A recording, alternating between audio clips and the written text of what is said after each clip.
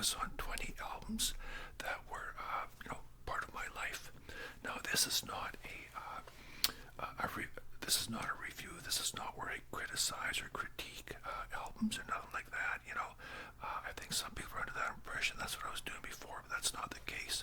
These are just about records, vinyl, that were part of my life at one time or another. Either music that I listened to, like back in the 70s or 80s, 90s, whatever, or that I still listen to, that sort of thing. So that's what this is. I'm not here to critique any of this stuff. I'm just telling you about that this particular stack of music that I have right here, meant something to me at one time, and maybe still does. But it was a part of my life anyway. That's why I bought these records in the first place, because they were part of my life. That's where I was back then. Way back in March of 1984 or something. So, anyways, first up, Bryan Adams, Reckless. Okay, so I bought this record back in 1985, I believe it was. I got to know Pat Stewart, who was he toured with, he was the drummer who toured with Bryan Adams for a couple of years. He played a Live Aid, that sort of thing. He plays on 2 tracks on this record, which are very good. One Night, Love Affair for one, and his drumming is very good. He was playing with a band called Rubber Biscuit, which was a local band around here, and they eventually became a band called The Odds. But for a couple of years he toured with Bryan, recorded, and that was one of the reasons I bought the record. But also this is, I think, one of Bryan Adams' best records anyway. So this was a real breakthrough record for Bryan Adams at that time. So I listened to that a lot. I still remember when I bought it. It was, it was early 80. No, wait a minute. Maybe it was in 1985. It was either before the summer, after. I remember there's a lot of snow around, and for some reason that just sticks in my mind. I don't know why, but memory by association, I guess. So here's one I bought back in the 70s. Eagles' Greatest Hits. I was working in a logging camp when I bought this record, and everybody has Hotel California and stuff like that. Hell freezes over, whatever. But I bought this record. You can see a lot of tape when they're holding it together. But I play this to death. It's got so many good tunes on there. That's like most greatest hits albums do. Really, really good. I kind of like it's kind of embossed right there, kind of raised up a bit. Sort of like a high relief type thing. Kind of a cool album jacket. But back in the 70s, I was working at a logging camp and listened to Eagles a lot, like I said, Hotel California, and this record. But it just has like all the songs on there that you want. So it's just really, really cool. Very good record. So Already Gone, songs like that, and just really, really good. Okay, so here's another one. The Hollies' Greatest Hits. I bought this back in the 70s too. I was never, the Hollies when growing up were kind of like a bubblegum band, kind of, they were like, back in the 60s, they had songs like Bus Stop and, that kind of thing, and Hey Carrie Ann, but with this, they have some songs on there, but that song, Long Cool Woman in a Black Dress, really blew me away when I first heard it. I thought it was like Creedence Clearwater, and I saw an interview recently with the lead singer. I can't remember what his name is, but anyways, I don't think it was Chris Elliott, but anyways, one of the members of the band, I'm pretty sure was the lead singer, was doing an interview, and he said that when they did that song, they wanted to sound like Creedence Clearwater, which is really cool because for ever since I heard that song back in Saskatoon, well over 50 years ago, I thought, wow, that sounds like CCR, and here that was their intention. Oops. That was their intention, was to get that sound, and not that beeping sound that you hear, but that sound, that CCR sound. But yeah, I love that song, Long Cool Woman in a Black Dress, and of course it's got, it's got songs like Bus Stop on here and some of that stuff, but I bought that. I was back in the 70s. I was renting an apartment, two-bedroom apartment with a buddy of mine. It eventually, like all the places, turned into a major party house, party place. But that's where I bought this. I still remember listening to it there. So, yeah, George Harrison. Another George Harrison. This is like a greatest hits record too. Very good. I mean, you know, My Sweet Lord and What Is Life? You know, I love that song. Without You. You know, pretty good. I always liked George Harrison. He was my favorite Beatle. You know, I kind of identified with George for some reason. You know, the quiet Beatle apparently, but yeah, George is pretty cool. You know, my jaw just cracked there. But I really like this record. Once again, I played this and played it, and you know, a lot of these records I bought when I was working at logging camp because I was fresh out of high school and I suddenly had money. You know, I hired on at $7.34 an hour, which back then was huge money. Like I said, you could buy a Corvette brand new for $6,000.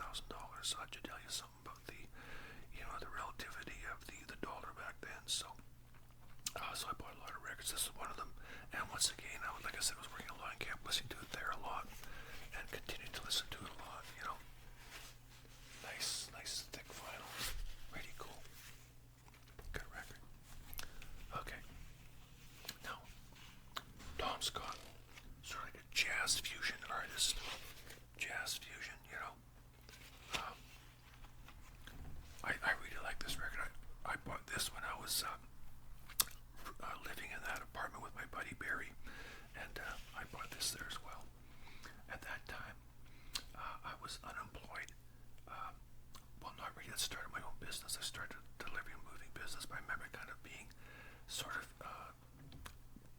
semi-unemployed for a while, and I bought this record. I just sat there and listened to it. I can't remember where I first heard it because it wasn't like me to buy like a jazz or jazz fusion record, but it's called Tomcat, and it's Tom Scott and the LA Express, who coincidentally did play on some of George Harrison's music as well. They collaborated on some of his records as well, which I didn't really know until one day I was just reading, you know, the liner notes, that kind of thing, and I discovered that. So that's kind of interesting. But you know, if you like this type of stuff, it's really, really good. You know, I think Tom Scott, for a lot of his career, was possibly a session musician and a music arranger, that sort of thing. But this is really a good record, very cool. I really like the cover. I like it. Now, double album set, Lighthouse,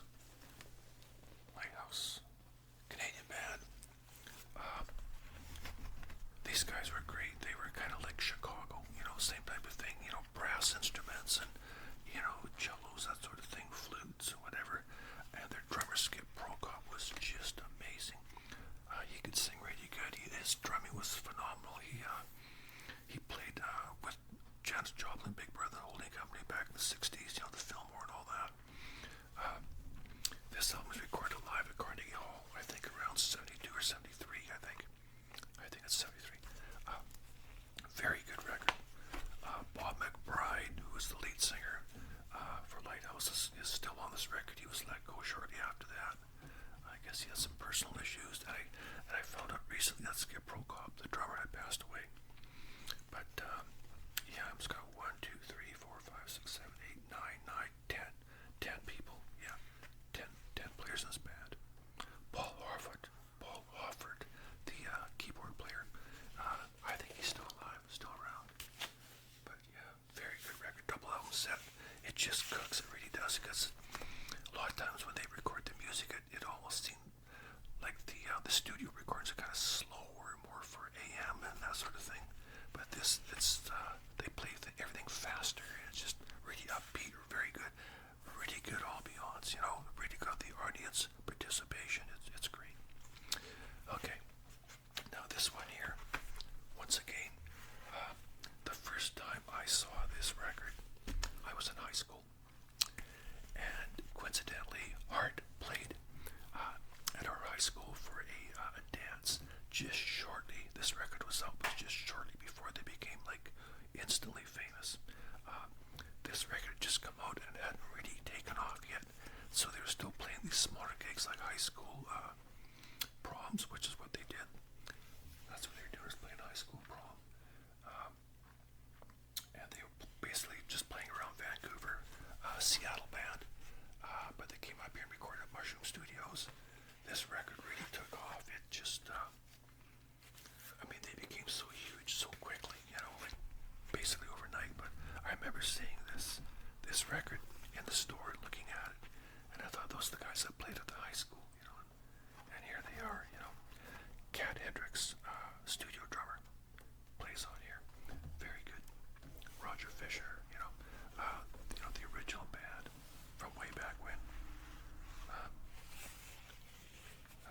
Nancy looks kind of like Peter Frampton there, you know, kind of funny there. So, Bruce Springsteen, Darkness on the Edge of Town. Yeah. When I bought this, I was renting it was the first time I had my very own apartment. I wasn't sharing with anyone. It was on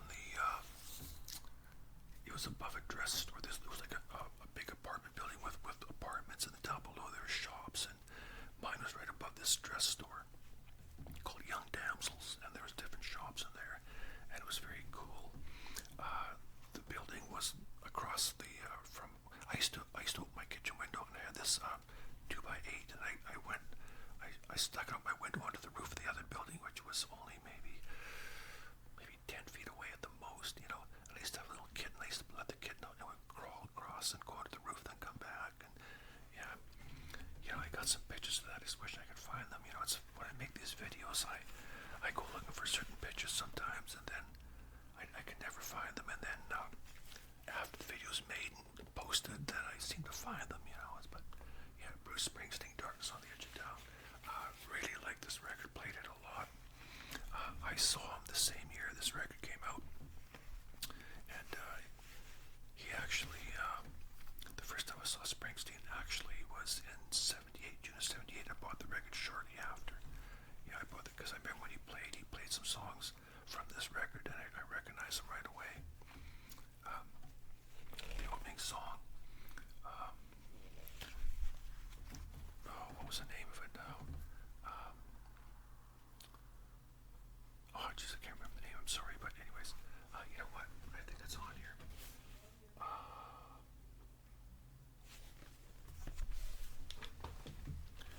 Badlands, the song I was singing was Badlands. That was his opening song. It was very good. Very good. And of course, Steely Dan, Can't Buy a Thrill. Wow. I remember listening to this record. I even mentioned this in the video I made about marijuana, where I first heard this record back then, well over 50 years ago when I was living in Saskatoon, and, you know, getting high for the first time and listening to it. I remember it's like, you know, that record was playing, and it seemed to go on forever. I like the fact that it's got the original band. You know, it's got Jeff Skunk Baxter there. You know, that's pretty cool. He eventually joined Doobie Brothers. Very smart man, apparently. But yeah, here's another record. I just played it and played it and played it. I can honestly say I've got probably about 8 Steely Dan vinyls, at least, and there's not a bad song on either of them, or of any of them. I love all their music. It's just so good, you know. Becker and Fagan, you know, amazing, really, really good, you know. What a combination, you know. They just did so much. And I remember when I bought this ZZ Top back in the 80s, Eliminator, very popular record. I remember sitting in a bar with some friends, and we were talking about ZZ Top, and I mean, I first heard ZZ Top way back when I lived in Saskatoon. They had an album called Tres Hombres, and that's when I first heard of them. And I had a buddy who was crazy about ZZ Top. He always played that record, Fandango, which I have also, and but I was never really a fan until this record came out. We're sitting in the bar this one day, me and a couple of my friends, Grant and Brett, and we were talking about, all of a sudden Grant mentioned this record. I said, yeah, I really like that synthesizers, whatever, whole different sound, very good recording, very polished, you know. So I listened to that a lot. Simon and Garfunkel, love these guys. I bought this when I was working at a logging camp.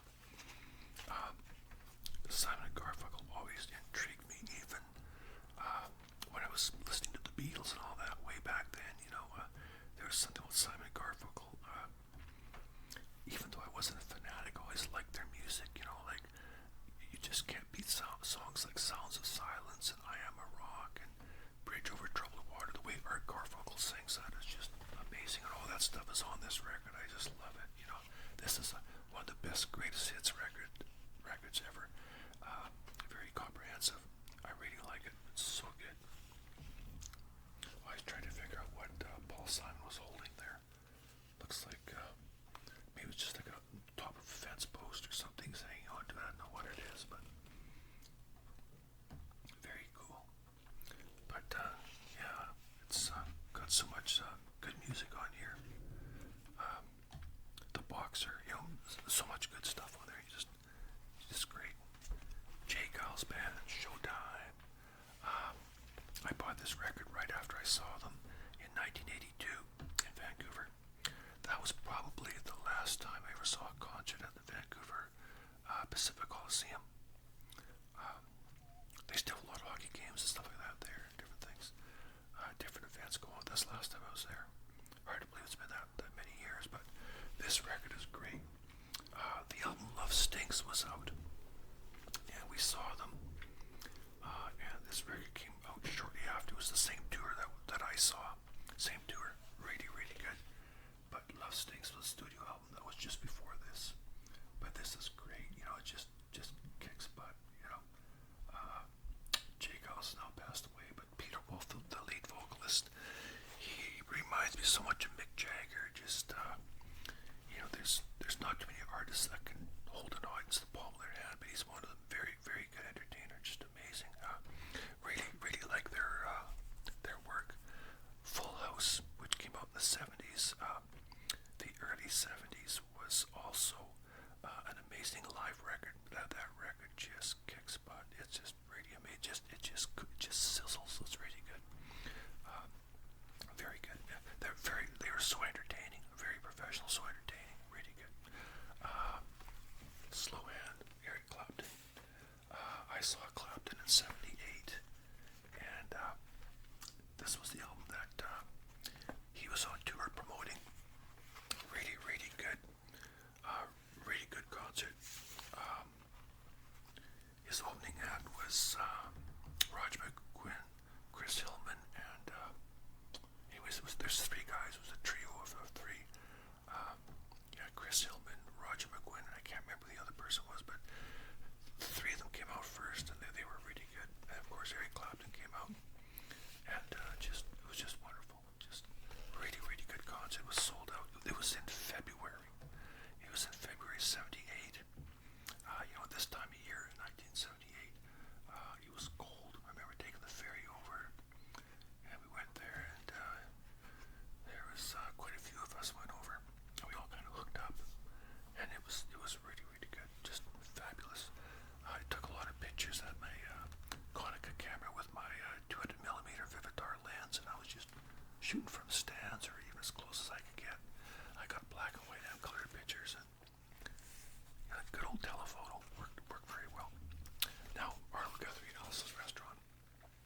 I first heard this back in the 60s. This is like a masterpiece. It's just, he was so young back then. I think maybe 20 something, and to come out with a record like this, just kind of blew me away. Just absolutely floored me that he could be so gifted. I mean, to write all that, to relate that whole story, Alice's Restaurant. If you've never heard this, you really need to check it out. It's quite entertaining. Very well done. Just him and an acoustic guitar in front of a live audience, and well, of course it would be a dead audience, but you know what I mean. And just doing that takes up the whole one side. The other side is just some tunes on there, that sort of thing. But really good record. sister originally bought that record, and I think I either bought my own copy, or that might be yours, I can't remember. But anyways, and Jimi Hendrix Experience. Now, when I first heard Jimi Hendrix, I just wasn't crazy about it. To me, it sounded like a bunch of noise, like, it just sounded like a bunch of distortion and noise, and, Are You Experience, that's the name of the record. But the more I listened to it, I really liked his version of Hey Joe.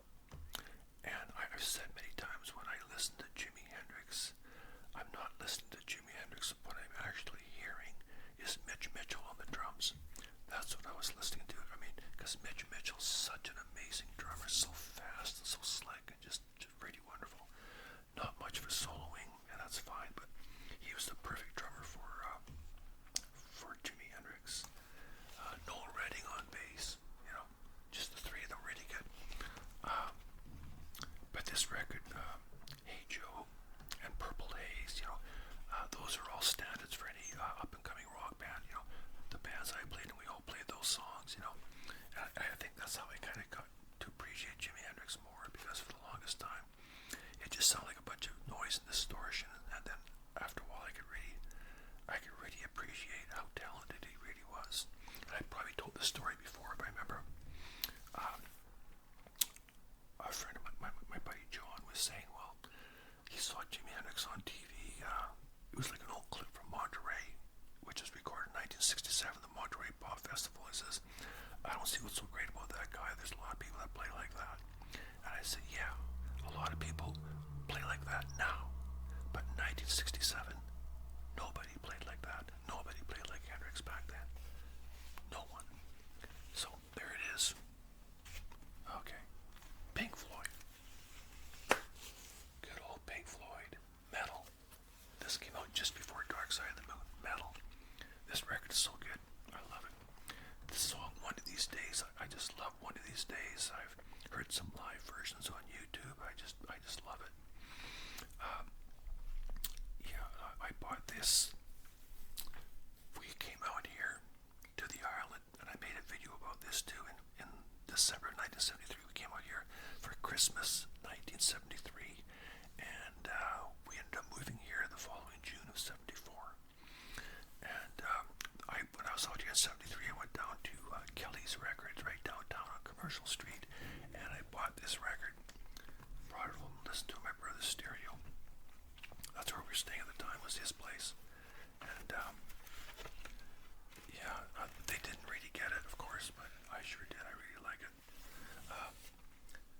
This record is Echoes. Echoes is just wonderful. When I saw Pink Floyd the first time was on my 18th birthday in 75. It was the Dark Side of the Moon tour. But they played some stuff from this album and from Wish You Were Here as well. And it was just fabulous, just absolutely wonderful. But Meddle, I stood the first time I heard this, I was still living in Saskatoon. This was, like I said, I moved out here in 74, so this was pre-74. And my friend Kelly had this record, and he used to listen to it all the time. And I was at his place this one night, and we're sitting there waiting for him to finish dinner. Me and Ken went over there, and of course we're gonna all smoke up and whatever. And he had the TV on, but the sound was off, but just the TV. And he was playing this record, and I could hear One of These Days, the song One of These Days. And I loved it. I never heard nothing like it, just that bass,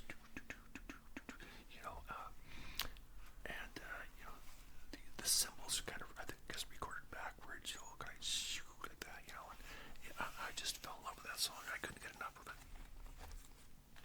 Great record. Outlaws. That's the thing about these old vinyl jackets. You open up and there's so much there. That's what I miss about vinyl. CD, you get the little tiny thing, and this record, I don't know how you feel about country rock. This is a great record.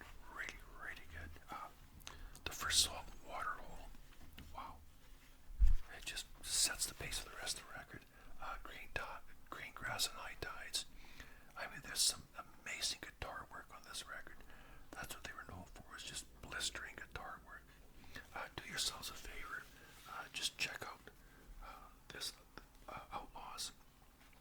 If you really like guitar music, check out Outlaws, Green Grass, and High Tides, which is on this record. So good. Really, really good. Fabulous. I still listen to this on YouTube, or no, Spotify. I still listen to this on Spotify. Because I don't have a turntable anymore, but I still listen to, there goes, no, sorry, what's the name of that song? Waterhole, and, Waterhole, what's the name of that other one there? Stay With Me. Yeah, it's all good. All these songs are all really, really good. They're just fabulous. Just so good. And who's next? Now, my friend Richard, who passed away, looked exactly like that back in the 70s. When I look at that, I swear that's Richard standing there.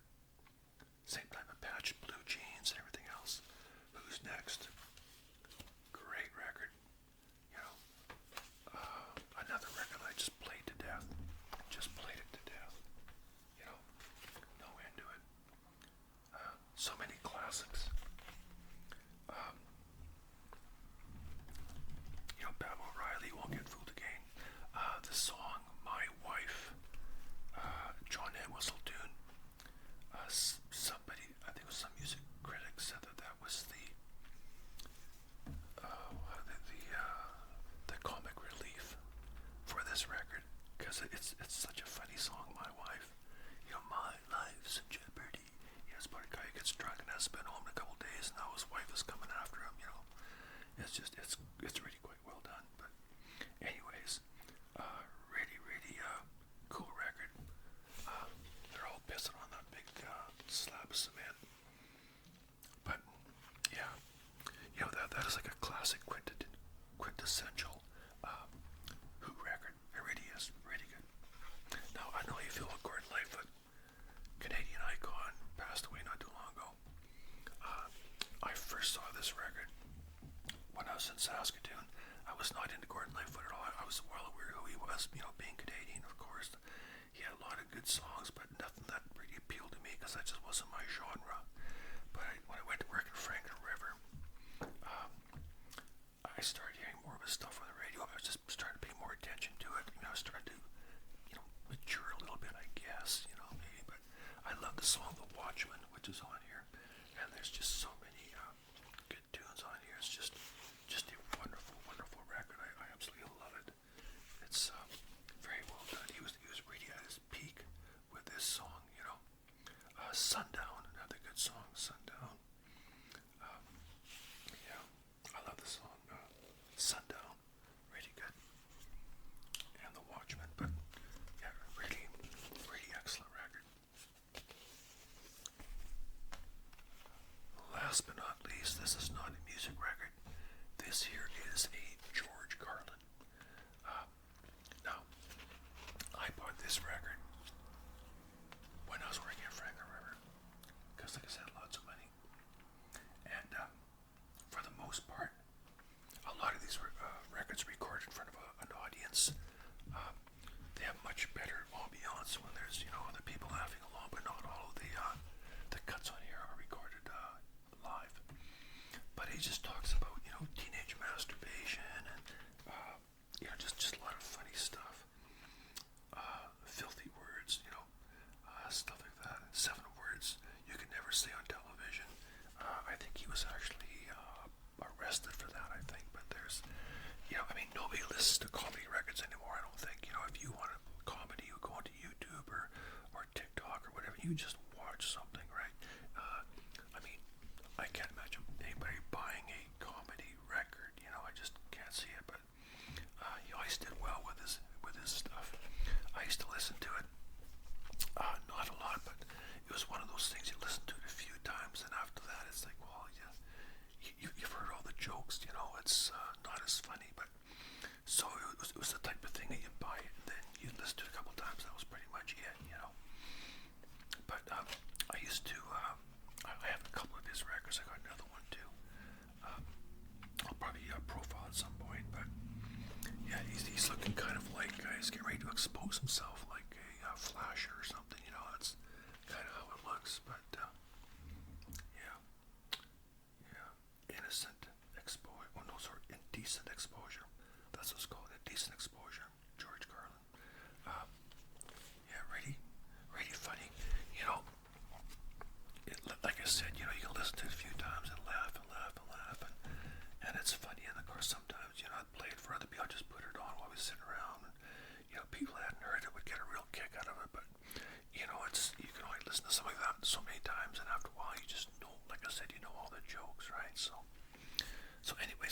bands, 20 albums.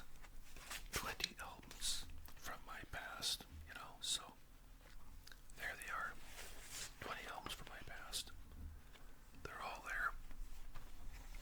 And like I said, this was not to critique. This was simply just to talk about the records that meant something to me at one time or another. And I can still remember, memory by association. I can remember where I was, or in my life. Not exactly whose house I was at, but I mean, I can remember where I was in my life. When I bought these certain records, when I first heard them for the first time, or what I was doing. My relationship status, that kind of stuff. So, anyways, I hope you enjoyed that, and I'll be doing some more of these. Like I said, I've done a few of these already, so I'll be doing some more. So anyways, thanks for tuning in.